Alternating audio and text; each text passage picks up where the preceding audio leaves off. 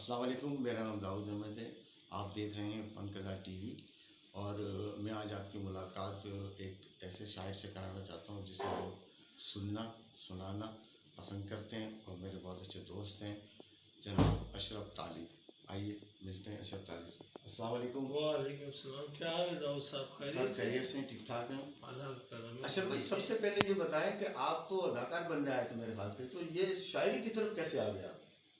नहीं हुआ ये तो दाऊद साहब के कुछ लोग मेरे से जुड़ गए थे, मेरे दोस्त आगे वो अदाकार थे, तो मुझे भी उनके साथ जुड़ के शौक हुआ, एक ड्रामे में आया। अच्छा। तो वो बहुत ज़्यादा वो पैदा हुआ अंदर अंदर का फनकार फनकार क्या बात, वो जब लोगों से लोग जुड़ते हैं, हाँ, तो वो एक कैफियत पैदा हो जाती है, गैदरिंग कैफियत पैदा हो जाती है। तो बाद में फिर मैंने अंदाजा किया कि यार मेरी ये फील्ड नहीं है। अच्छा, आपको अंदाजा मकसद ये काम करने से हुआ कि ये एक मुश्किल काम है, हर एक आदमी नहीं कर सकता इस तरह? काम तो मुश्किल है, हाँ। लेकिन इसके लिए अदाकारी के लिए अंदर अदाकारी के जौहर होना चाहिए। अच्छा। अच्छा, मेरे अंदर जौहर वो नहीं थे। अच्छा। मेरे अंदर, मैं सच बता रहा हूँ, मैं शायर था। हाँ। और मेरा रूट शायरी थी। अच्छा, अदाकारी से पहले आप शायर थे? शायर था, शुरू से शायर था। वो तो वक्ती तौर पे, अच्छा अच्छा, वक्ती तौर पे एक शौक पैदा हो गया था, वो किया।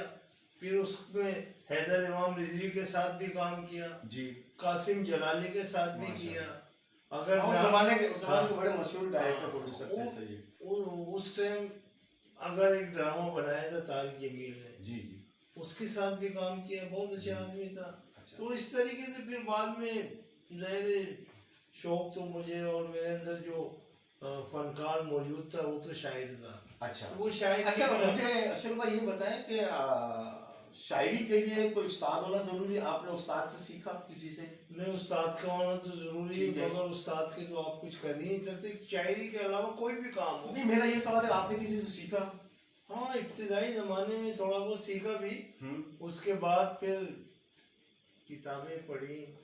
अच्छा। और अब अल्लाह का करम ऐसा है कि मैं इल्मे अरूस को जानता हूँ माशाल्लाह। और लोग आते हैं मुझसे पूछते हैं। अच्छा, मैंने सुना आप लोगों की रहनुमाई भी करते हैं, मकसद अगर कोई शायरी में करना चाहता है तो उसकी रहनुमाई करते हैं, कि उनको उसकी बुनियादी बातें बताते हैं, इस तरह ही मैंने सुना है आपने एक इस्लाह करते हैं आप? बिल्कुल बुनियादी बातें बताता हूँ, लेकिन उससे पहले उनको एक बात समझाता हूँ जी, कि शायरी अगर आपको करना है तो शायरी में आपकी सोच ऐसी होना चाहिए जिसमें माशरे की तामीर हो। ठीक है, माशाल्लाह। अगर आप माशरे की तामीर नहीं सोचते तो फिर गड़बड़ हो जाएगी, शायरी करना फजूल हो जाएगा। अच्छा, शायरी मैंने सुना कई किस्म के, जो आशिकाना शायरी होती है, तंजिया होती है, या इस तरह होता है क्या? नहीं बिल्कुल। अब मैंने देखा ना, हम भी लिखी जी माशाल्लाह, नात भी लिखी जी, बच्चों के लिए नज़में भी लिखी, मुल्क के लिए भी लिखा। तो अब ये आपकी सोच है। नहीं, मकसद है कि ज्यादातर ये कि लोग या तो दिल के चोट खाए हुए शायरी पे आ जाते हैं, या किसी ने बेवफाई कर दी तो वो शायरी की तरफ आ गया। तो नहीं, अच्छा, ऐसा भी है कि पिछले जमाने में या पिछली सदियों में मकसद जो हमारे बादशाह शायर थे उन्होंने मकबरे बना दिए और कुछ यादगारें बना दी, वो शायरी कर ली। तो अच्छा, मैंने बहुत से लोगों में देखा भी है, लोग कहते हैं कि यार बस वो दिल पे चोट लगी शायर बन गया, दिल पे चोट लगी। नहीं, ये वैसे ही बोलते हैं। असल में ऐसी कोई बात नहीं है। असल में दो किस्म की शायरी है वो इस वक्त। जी, एक शायरी हो रही है रिवायती, ठीक है, और एक जदीद शायरी हो रही है। अच्छा, ठीक है। आज रिवायत शायरी में तो वही महबूब की बातें हो रही हैं। हाँ। ठीक है। अच्छा, शिकवा भी होता है और मोहब्बत भी होती है, इश्क की बातें भी होती है, नफरत भी होती है, बहुत सारी चीजें होती है उसमें। वो तो मैंने कहा ना, जदीद जब शायरी आप करेंगे ना, जी जी, तो उसमें हर किस्म की बात करेंगे। पहले जब जो माजी गुजरा है हमारा, माजी में हम रिवायती शायरी करते थे, और वो बस महबूब महबूब महबूब। अजय, महबूब को आप कितना घिसोगे? सही है, महबूब को कितना घिसोगे, आप खुद तंग हो जाओगे। आज शायरी ने बहुत तरक्की की है, जदीद शायरी हो रही है, और उसमें तामीर की बात होती है, हर शोबे की बात। अच्छा, मेरा एक सवाल है कि देखो, शायरी किताबों में होती थी या अखबार के जरिए, आजकल लोग ना किताब पढ़ते ना अखबार पढ़ते हैं, तो फिर आप अपनी शायरी को किस तरह आगे ले जाते हैं? नहीं, देखिए ना, ये सारी किताबें लगी हुई हैं। नहीं, ये तो माजी की बात है ना। अब जो लेटेस्ट जो तौर तरीका है, जैसे नेट है। नहीं नहीं, नेट से तो आदमी काहिल हो जाता है। ठीक है, आप ज़हन नशीन कर ले, नेट में सारा सच नहीं आ रहा, झूठ भी आ रहा नहीं, है। मैं शायरी के हवाले से पूछ रहा हूँ। शायरी, आपने एक शेर कहा, आपने उस पर डाल दिया, हजारों लाखों लोगों ने पढ़ लिया। मैं उसी तरफ आ रहा हूँ कि जब आप तो प्रॉपर बेसिकली शायर है, ठीक है, आप ने नेट पे डाला, आप बहर पे लिखते हैं, आप मफहूम को देखते हैं, आप सारी बातें देखते हैं। अच्छा, शायरी में माफ कीजिए आपको बात कर दूं, इसमें बहरों का भी बड़ा दखल होता है, और उससे बहर क्या है, बहर क्या चीज है? बहर में आपको थोड़ा एक शॉर्टकट करके बता देता हूँ। जी जी। बहर ऐसे यूं समझ लें कि गाने वाले हैं, ठीक है, एक स्टेज लगा हुआ है, प्रोग्राम हो रहा है, और पीछे उस्ताद बैठे हुए। किसी साहब ने कहा कि यार दाऊद साहब, वो फलाने साहब तो बड़े जबरदस्त गाने वाले हैं, बुलाओ उनको। अब वो स्टेज पे है, अच्छा उन्होंने गाना शुरू किया, उनकी आवाज तो बड़ी अच्छी थी, लेकिन सुर ताल में नहीं थे। अच्छा, अब पीछे बैठे हुए उस्ताद हंस रहे हैं। हाँ, ये गाने वाले का। इसी तरह शायरी का है कि जो इल्म अरूज जानता है, शायरी तो इल्म अरूज के बगैर भी होती है। अच्छा, इल्म अरूज है क्या? इल्म अरूज आम आदमी को, आम पब्लिक को, मैं बता देता हूँ इल्म अरूज। अच्छा, वो होता ही है कि बहरों से एक बहर से दूसरी बहर में घुस जाता है आदमी। अच्छा, वो शेर कह रहा है इल्म अरूज नहीं जानता, उसको मालूम नहीं है। अब वो घुस गया पीछे, जो उस्ताद दाद देने के लिए बैठा, वो हंस रहा है कि ये क्या कर रहा है। अच्छा, तो बहरें ये होती हैं कि अच्छा, एक आजाद शायरी भी होती है। मैं आपकी बहर का मसला हल कर देता हूँ। एक बहर है फाइलातुन मुफाइलुन फैलुन, ठीक है, एक बहर है फाइलातुन फैलातुन फैलुन। अब ये जिसको मालूम नहीं होता ना, वो डस करके इधर से उधर चले, वो मालूम है मामला खराब हो गया। अच्छा, ये तो है मुश्किल काम। मुश्किल नहीं है आदमी, देखो इंसान के लिए दाऊद कोई भी काम मुश्किल नहीं है। आप ये इंटरव्यू कर रहे हैं ना, जो नहीं करता उसके लिए तो बड़ा मुश्किल है, लेकिन आप करते हो, आपके लिए बहुत आसान है। तो जब आप किसी काम में लगते हो तो वो अल्लाह आसान कर देता है। अच्छा, ये आजाद शायरी क्या है? आजाद शायरी इसमें कोई मुझे दायरा नहीं होता, एक सरहद नहीं होती। वो आजाद शायरी ऐसी है कि शेर कहने का उसको बहुत शौक है। अच्छा, लेकिन ना तो उसको बहर आती है, अच्छा, और ना ही वो कहना जानता है। अच्छा, यानी कि कुछ राग रंग को जानते हैं ना, तो वो शायरी कर लेते हैं। अच्छा, वो उसको ना राग रंग आता है, ना वो बहरें आती हैं। अब शौक तो बहुत है। अच्छा, उसने आजादी शुरू हो गया। अच्छा, तो मतलब जो मर्जी है लिख लिया वो, यानी कि नसर कह लो। अच्छा, नसर कह लो। लेकिन उसमें कुछ वजन तो हो ना, या नहीं? वजन भी? अच्छा, आजाद शायरी में वजन का कोई कुछ भी नहीं उसमें। अच्छा, वो यार एक नज़म है। अच्छा, एक नज़म कई किस्म से लिखी जाती है। एक नज़म छोटा मिसरा, बड़ा मिसरा, बड़ा मिसरा, ये तरीका, लेकिन ये भी कानून के तहत लिखी जाती है। आजाद शायरी नहीं, आजाद नहीं, ये नज़म। अच्छा, कि एक मिसरा छोटा, एक बड़ा। अच्छा, आजाद शायरी के लिए कोई कायदा कानून नहीं है? कोई वो लिखे जा रहे हैं, वो उनका कोई वो मुस्तकबिल भी नहीं है ना। अच्छा, वही किसी। अच्छा, अशरफ भाई, एक शेर तो सुनाए कोई। मैं आपको एक शेर नौजवानी की उम्र में लिखा था। माशाल्लाह। नहीं, अभी भी आप नौजवान हैं। तो वो मैं सुनाता हूँ। जी जी, इरशाद। तेरी आंखें जो मुस्कुराती हैं, तेरी आंखें जो मुस्कुराती हैं, वाह। तेरी आंखें जो मुस्कुराती हैं, प्यार की राह पे बुलाती हैं। वाह वाह वाह। तेरी आंखें जो मुस्कुराती हैं, प्यार की राह पे बुलाती हैं, तेरी जुल्फों से छेड़छाड़ करे। वाह वाह।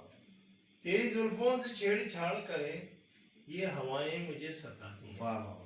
अच्छा, ये आपने किसी की मोहब्बत में कहा था या ऐसी बस? नहीं, मोहब्बत तो मेरे को किसी से भी नहीं है। अच्छा, नहीं, ये मोहब्बत अपने आप से भी नहीं है। ना, वो उलट पुलट सब चल रहा है, लेकिन अल्लाह आसानी करे। हाँ। आपके लिए भी, मेरे लिए भी काम चल रहा है। अच्छा, कोई सीरियस शेर सुना है?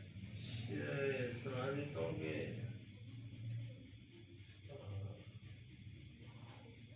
वो एक शख्स जो बेकल दिखाई देता है, वो एक शख्स जो बेकल दिखाई देता है, तुम्हारे प्यार में पागल दिखाई देता है। बाहर आई एक ऐसी हमारे जीवन में, बाहर आई एक ऐसी हमारे जीवन में, हमें तो दश्त भी जलथल दिखाई देता है। क्या कहना, वाह वाह। और ये कोशिश करते हैं जहाँ तक लिखा जाता है लिख लेते हैं। अच्छा बाकी हमारी अच्छा, अब मुझे ये बताएं कि आना वाला कोई भी इंसान अगर शायरी सीखना चाहता है उसको क्या करना चाहिए? भाई अगर शायरी देखो, सबसे पहले तो सब बात ये है कि शौक, अगर अच्छा। शौक आपका भरपूर है हाँ तो आपके लिए सारे काम आसान हो जाते हैं, ठीक है। लेकिन किसी अच्छे उस्ताद की रहनुमाई हासिल करे और उससे वो आपको इब्तिदाई जो गाइड मामलात है गाइड करेगा, वो आप चल पड़ेंगे। अब जब चल पड़ेंगे तो बहरे और ये तो बात की बात है। अच्छा, ये लेकिन ये दिल में मकसद होनी चाहिए, मकसद मालूमात होनी चाहिए, शौक या शौक होना चाहिए, शौक बहुत जरूरी जुनून, है। ये जुनून की हद तक है। जुनून की हद तक हो भी नहीं भी हो, हमें तो जुनून की हद तक नहीं है। जब दिल करता है शेर खेल लेते हैं। अच्छा और जब अच्छा, इसका आमद का कोई टाइम होता है, वक्त होता है, उसका कोई वक्त? आमद आमद का वक्त नहीं है, असल में आपका मुताला। अच्छा आप जितना मुताला करते हैं ना, वो आपकी मेमोरी जो कहते हैं दिमाग, उसके अंदर फिट हो जाता है। अच्छा, मेरा ये सवाल था कि जैसे आदमी घूमते फिरते अगर काम काज कर रहा है, वो मसरूफ है, उसमें शायद आमद होती है या तन्हाई में आमद होती है? नहीं नहीं, कहीं भी हो सकती है। जब आपके अंदर महारत पैदा हो जाती है ना, हाँ, और आपका मुताला वसी हो जाता है। अच्छा, तो तो फिर उसका आप- कोई टाइम टेबल नहीं है, मतलब तन्हाई में भी शेर आ सकता है और आ सकता शोर है। शराबे में भी आ सकता है, ये वो कहने तो का? आपके अंदर, मैंने कहा ना, मुताला होगा तो नई नई बातें आपके जहन में आएंगी, नए नए अंदाज से शेर कहेंगे। अरे शायरी बरसों से हो रही है, जी जी। तो शायरी का मौजू खत्म क्यों नहीं हो रहा? असल में आपको मुताला होता है, और अल्लाह ने जो आपको जहन दिया है ना, ये एक ऐसी, मैं बता नहीं सकता, इतना बड़ा वो है कि आप जो पढ़ें, जो देखें, जो भी करें, वो यहाँ फिट होता है और उसके बाद वो रिटर्न वापस अच्छा, आता है। आपने किसी बड़े शायर से इंस्पायर होके शायरी की तरफ आए? असल में ये बड़ी लंबी दास्तान है, मैं सुनाऊंगा तो तो घंटों तक। मुख्तसरन बता दे कहाँ मैंने असल में एक मैं खैर नाम नहीं लूंगा उनका, क्योंकि आज तो वो बहुत ऊपर पाए के शायर। पार के शहर बने हुए। अच्छा। लेकिन मैं अपने एक दोस्त, बहुत अच्छे दोस्त है मेरे, अजमल सिराज। जी जी, माशाल्लाह, बड़ा अच्छा नाम है शायरी की दुनिया अजमल में। सिराज के साथ बहुत टाइम मैंने गुजारा। फिर और भी बहुत सारे शायर हैं, लेकिन अब तो मैं वो शायर नहीं पढ़ता। अच्छा। उस वक्त पढ़ता था, अब कभी पढ़ लेता हूँ, दिल करता है तो उनके साथ रहा। फिर मेरा दोस्त यार अहबाब जो थे, उनके साथ रह के बहुत कुछ सीखा मैंने। अब मैं आपको बता दूं कि जब मैंने शायरी शुरू की थी तो मुझे अलीफ लिखना नहीं आता था। जी, शायरी का? हाँ नहीं, अलीफ लिखना ही नहीं आता था। अलीफ कैसे होता है, बे कैसे होता है, अच्छा, यानी कि मेरे को पढ़ना नहीं आता था। माशाल्लाह, लेकिन शायरी की बदौलत आप। हाँ, तो फिर मैंने पढ़ा, मुताला किया, इल्म अरूज सीखा, इल्म अरूज की किताबें पढ़ी। किताबें ये ढेर लगी हुई सारी, नजर आ रही। सब किताबें पढ़ी और फिर उससे अल्लाह ने शौक को आगे बढ़ाया और वो सीखते चले गए और बहुत कुछ सीख गए। अब लोग आते हैं तो उनको बताते भी हैं कि भाई ऐसे नहीं, ऐसे कर लो, ऐसे नहीं, ऐसे कर लो, ये बैर में आ रहा है, ये बैर से बाहर है, यहाँ पे आप दूसरे बैर में घुस गए। तो ये सारी बातें वो मुताला। अच्छा अशरफ भाई, आपका बहुत बहुत शुक्रिया, आपने फनकदा टीवी के लिए टाइम दिया। अच्छा, आप नाजरीन के लिए कोई पैगाम देना चाहते हैं? नाजरीन की नहीं, पैगाम ये है कि भाई मुस्बत रास्ते अख्तियार करो और अल्लाह के रास्ते पे चलो। ये जो हम पे तबाहियाँ आ रही हैं, हमने अल्लाह के रस्ते को छोड़ दिया, उसके रास्ते को छोड़ दिया और फंस गए। यानी कि अल्लाह खुद कह रहा है कि तुम ने अगर मुझसे मेरा रास्ता छोड़ दिया, तुम्हारी जगह में दूसरों को ले आऊँगा, और वो हो रहा है। हमारे ऊपर मुसल्लत लोग हुए हैं, तो अल्लाह के रास्ते पे आए, अपनी औलाद को समझाएं कि भाई अल्लाह के रास्ते पे आओ, नमाज पढ़ो, रोज़ा रखो, पड़ोसी का ख्याल करो, किसी को तंग ना करो। ये सारी बातें ये लोगों के लिए, इसको समझे। और दाऊद साहब, आपका बहुत बहुत शुक्रिया, आप आए और आपने मेरे घर को रौनक बख्शी, बहुत बहुत शुक्रिया।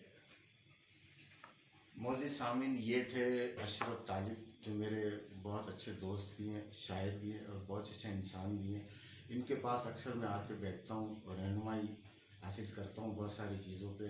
मेरे हमदर्द भी हैं, मेरे दोस्त भी हैं। अब फिर किसी और मौके पे किसी शायर से, अदाकार से या एक और फ़नून लतीफ़ा के बहुत सारे शोबे हैं, उनसे किसी न किसी शख्सियत से मैं आपको मुलाकात कराना और कराता रहूँगा। और मुझे उम्मीद है कि आइंदा भी अशरफ तालिब साहब गाया बगाए आते रहेंगे और हमारी रहनुमाई करते रहेंगे और हमारे चैनल को रौनक बख्शेंगे। बहुत बहुत शुक्रिया। अल्लाह हाफ़िज़।